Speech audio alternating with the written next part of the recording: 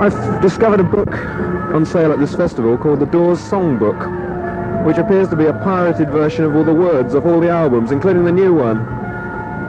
What do you reckon about that? Do you think that's a good idea? Or? Well, I don't mind if they got all the words spelled right. A lot of times they really screw up the meaning. Just one word or one semicolon will ruin the whole thing. Right. Do you approve then of having your lyrics on the back of your albums or on the inside sleeve? Because in England I think 2 of them have had the lyrics and 3 haven't. Do you think it makes a difference? I mean, we didn't have the words The Unknown Soldier, for example, which... Yeah, they really got botched up. Yeah. I don't think it matters one way or the other. I don't think it's necessary, but... I mean, you don't mind that somebody's making some bread out of your words? No, what harm could it do? Oh, right, it'll only... If people buy it, then they'll know your words, I suppose. Is this the first festival of this sort you've played? Yeah, it is. How do you find it? I mean, the chaos and the devastation and the... You know, it's okay in here, but I mean, have you been outside? Well, it's kind of hard walking around out there. I did get back around the campsites a little bit.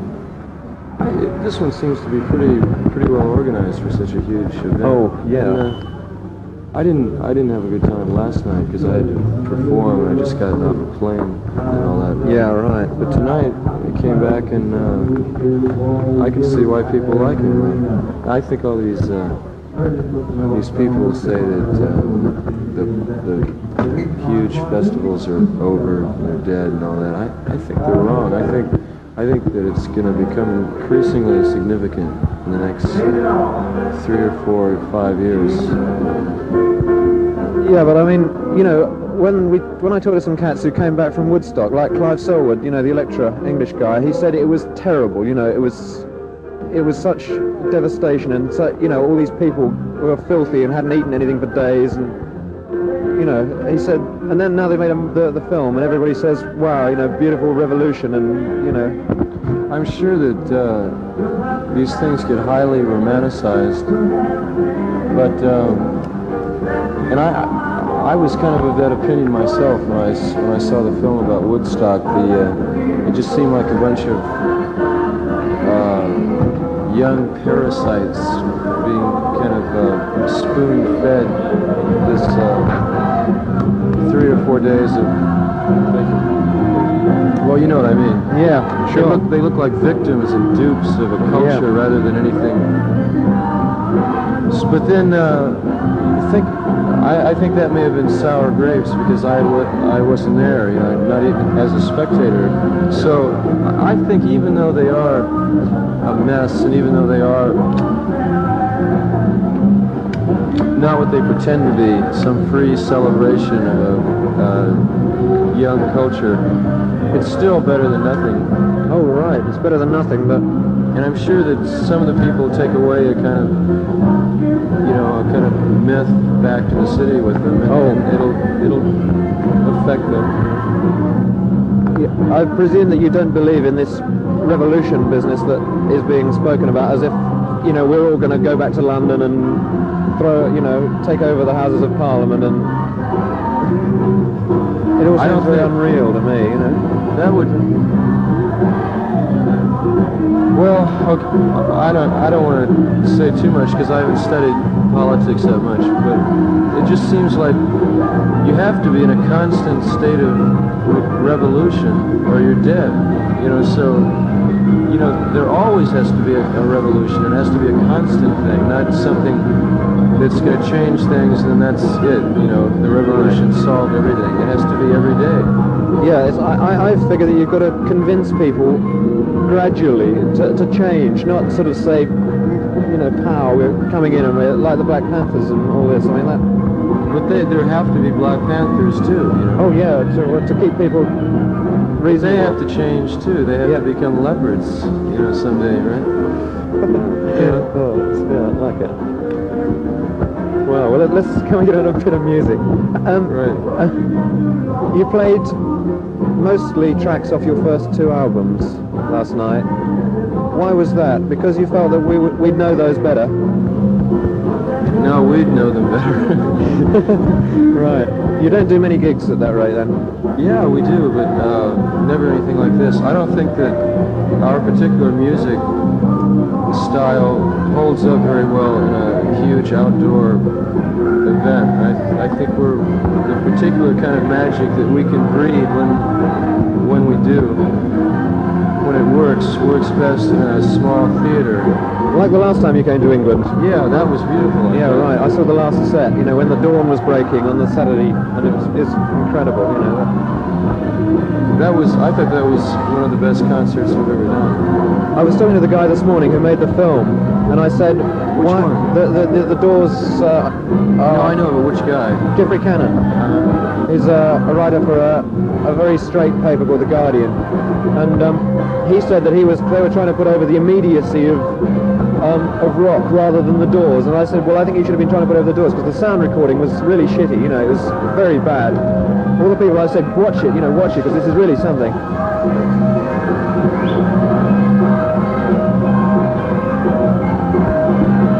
However, I thought the film was very exciting, and to be on television, I thought it was incredible. Yeah. The thing is, the guys that made the film had a thesis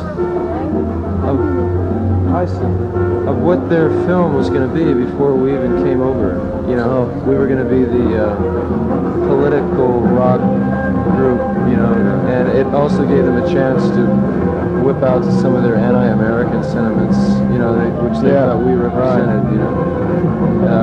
And so they had their whole film before we came over. Yeah. But I still think they made a very exciting film. It is better. I taped it actually, and it's good to listen to it actually, because you know all this bit about people trying to get into hospitals and National Guardsmen stopping them is all very nice, but it doesn't bear the, you know, when you were on at the Roundhouse, there was something, it was amazing, you know, that all the people sort of sitting there, it was so crowded, it was much worse than this, because it was an enclosed space, you know, and there was a queue of 2,000 people waiting to get in at 2 o'clock in the morning, you know, it was a ridiculous scene. Which, why haven't you been since then, by the way? I guess we've been too busy, and there didn't seem to be that much demand. I mean, we couldn't go back to the Roundhouse, and it didn't seem to. It should have been a step forward, and there just didn't seem to be any real. No. Well, the Roundhouse is no longer an auditorium in the same way it was. Is there now? Is that right? Yeah, that's right. That seems strange place for that to be. Well, they put seats in it, and you know, it's they charge a fortune for them and all the rest. Yeah, that was a beautiful scene. Oh, right, yeah, well, everybody seems to... the straight press were very pissed off with it because they didn't understand it too well, you know. They're putting it on in a big, a proper theatre now. No, I mean the 2 years ago. Oh, yeah. The way the Roundhouse was kind of incredible, yeah.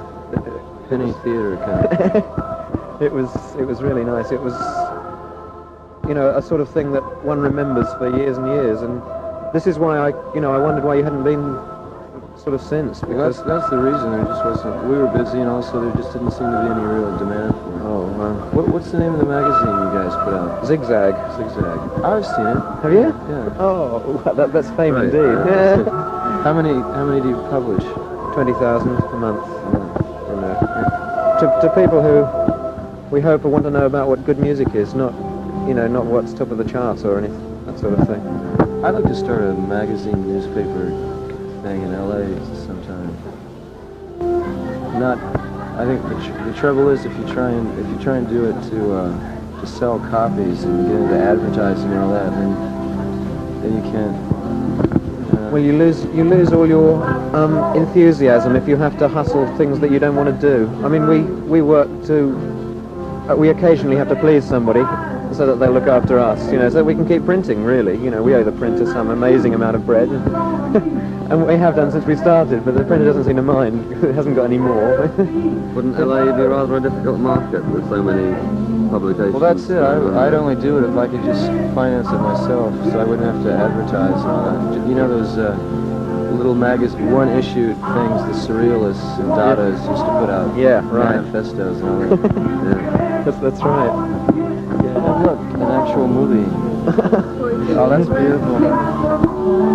Looks like a priest going to the altar. It's Mr. Hendricks, of course. Do you think, in view of what you've done, that you will do a tour now? Well, we had planned one here. We had planned to do one after this, 8 or 9 places in Europe, including Italy and Switzerland and Paris and that kind of thing. I have to go back to this trial in Miami, because I'm in the middle of that, so it blew the whole trip. That is such a drag as far as we're all concerned. I thought it was going to be, but it's actually a very fascinating thing to go through. Yeah. And to observe. I talked to Jack, and he said that it was going on so long now that perhaps nothing would ever be done about it, because it would go to appeals and appeals and appeals. But the trouble is, if it keeps you sort of in a position where you can't get out of the country for too long, it's a drag for us here. No, I think maybe we'll come back next spring, March, April. That's a good time of year. That would be incredible. Are you happy with the live album? Yeah, I like it. We haven't heard it yet. It's just been released here. I think it's a true document of one of our good concerts. Yeah. It's not insanely good, but it's a true portrait of what we usually can do on a good night. Right. Well, this is something we've only seen twice. Well, I think you'll like it. Yeah. Right. Well, I've really dug all the others. So, I heard that your favourite album was The Soft Parade. Is that right? Oh, I don't know. I guess I don't have a favorite. I think my favorite is, besides the live one, is Morrison Hotel. Yeah. Well, that's very good. That was a night getting back to the first two, perhaps it seemed to me. But was that just in the respect that we didn't use any other musicians on it, except the bass player. Yeah. That was the main. Lonnie Matt. But it wasn't a conscious attempt to get back to anything. No, well, it was publicised a bit like that here, but which is perhaps unfair, because the first album, is an epic, which Ian and I and everybody else we know play quite continually, even now. I'm on my 3rd copy of it. I wore out to it. Yeah. But it's really, that's terrible. That's like a novelist's first novel. No one ever lets them forget it. Oh yeah, I believe it. But why don't you write him like Look Homer Angel? Oh no, I believe that you're progressing. I mean, I thought Morrison Hotel was a knockout, because the Soft Parade disappointed me in places. I thought the track, The Soft Parade, was nice. And it kind of got out of control, and it took too long, and it was spread over about 9 months, and it just got out of hand. Yeah. There was no an album should have like a book of stories or something. It should have some kind of unified feeling or style about it, and that's what that was. Yeah. Are you happy with Electra? Yeah, it's been a good relationship.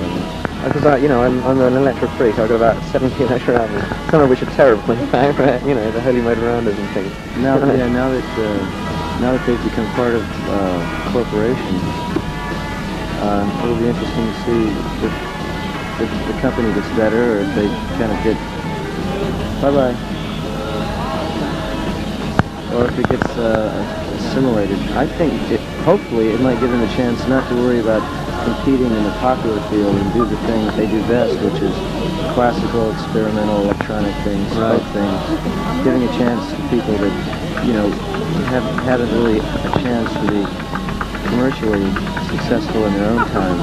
So maybe this will give them a chance to get back to that. Yeah, right, because that was what they first became known for. I think with us it was just really a brief thing. They've never repeated that. Well, he saw you when he came to see Love, didn't he? That was the story. And they had Love, and someone associated with them brought someone in to see us. That's actually kind of because Love was very the popular underground group in LA at that time, and we figured, well, if they went on Electra, it must be a good label. Yeah, because Jack said to me yesterday that Arthur Lee sort of was paternalizing about the Doors. He said, I was there when you found the Doors, Jack, and wow. And then you got famous, and he didn't. Yeah, in a way that's true. I think it's too bad about Love. Incredible. Well, it's really Arthur Lee, I suppose. It's not, because although the first Love group was a very, very great group, but I don't think they weren't they weren't willing to travel and to go through all the games and numbers that you have to do to get it out to a large number of people. If they'd done that, I think they could have been as big as anyone. And someday they will. Yeah. Okay. Well, let's go here. Yeah. Right. Thank you very much for your time. And good luck.